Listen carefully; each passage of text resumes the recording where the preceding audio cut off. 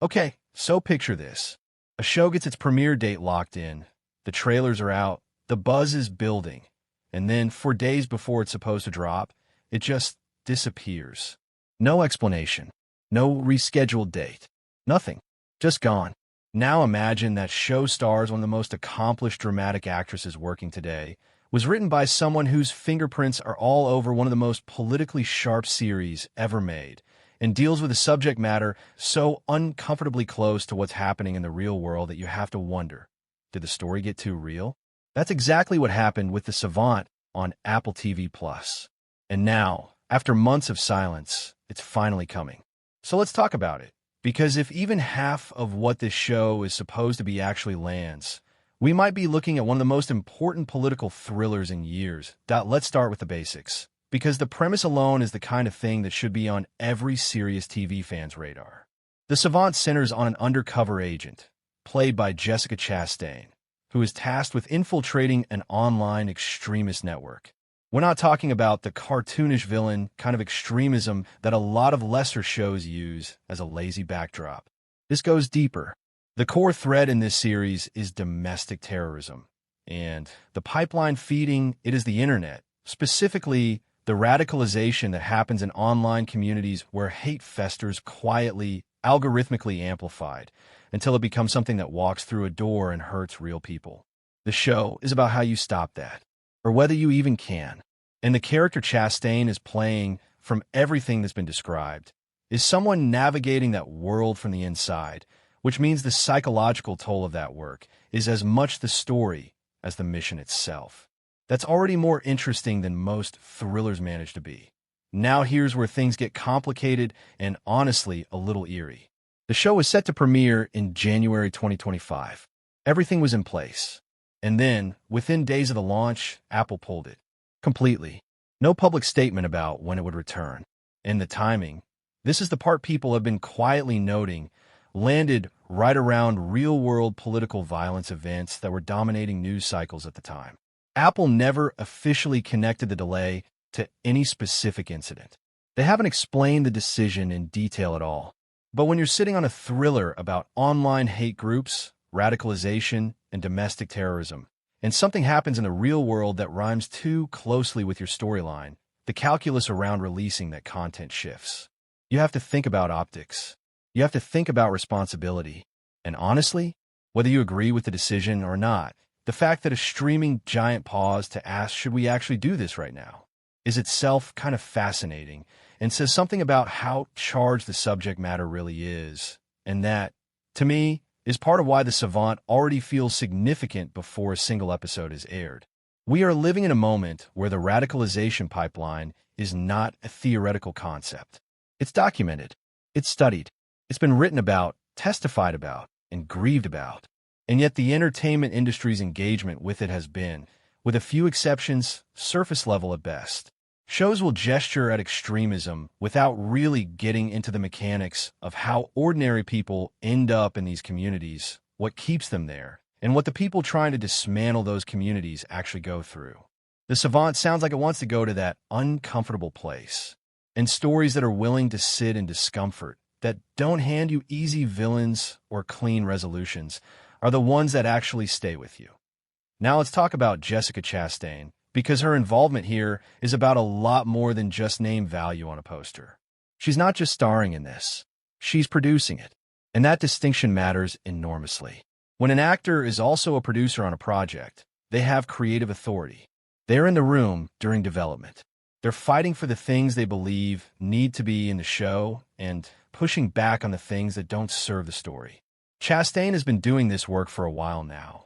Scenes from a Marriage, her Oscar-winning performance in the eyes of Tammy Faye, and she consistently gravitates toward material that is psychologically complex and emotionally demanding. She doesn't take the easy role, and the kind of character she's supposedly playing in The Savant, someone who has to perform a version of themselves that doesn't exist while simultaneously trying not to lose the version that does. That's a specific kind of psychological tightrope that very few actors can walk convincingly. Chastain can. And the fact that she chose this, championed it, built it, that tells you something about what kind of show this is aiming to be. The other name attached to this project that should mean something to people who pay attention to prestige TV is Melissa James Gibson.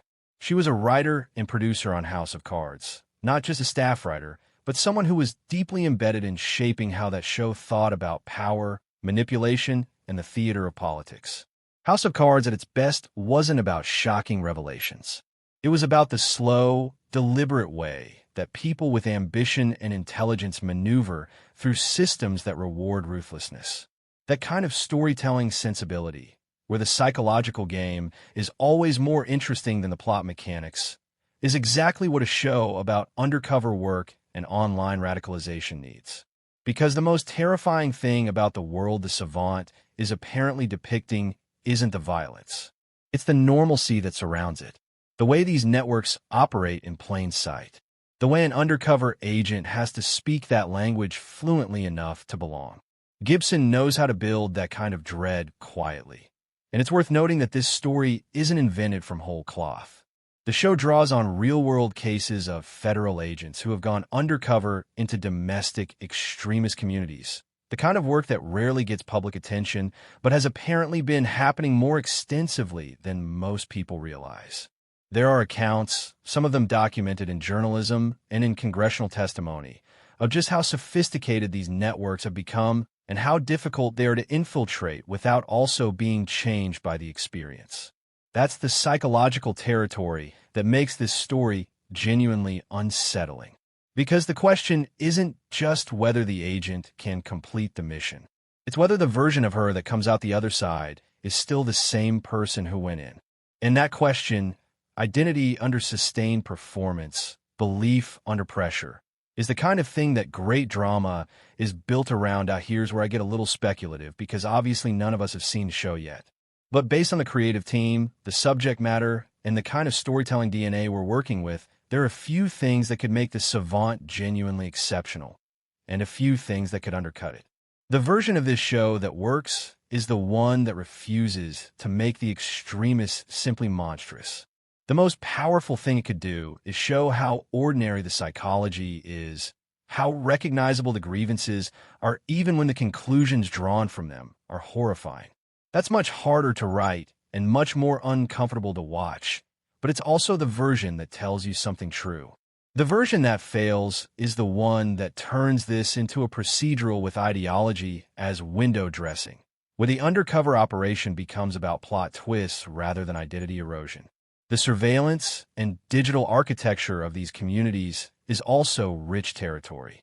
If the show digs into the actual mechanics of how online spaces are used, not as a tech explainer, but as a psychological and social portrait, that could be genuinely riveting.